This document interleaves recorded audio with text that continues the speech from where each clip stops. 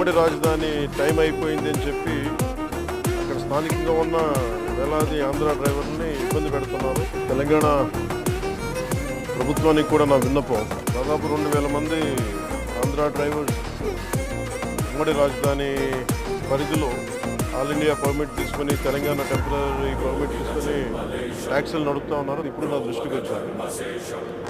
Appeal Telangana గవర్నమెంట్కి, Telangana driver సోదరులు కూడా నా అప్పీల్ ఏంటంటే, క్యాపిటల్ పరిధిలో ఉన్న హైదరాబాద్ పరిధిలో ఉన్న తెలంగాణ డ్రైవర్ సోదరుల సంఘాలందరికీ కూడా నా విన్నపం ఏంటంటే, ఇది కొద్ది కాలం కొంత సహనంతో భరించండి.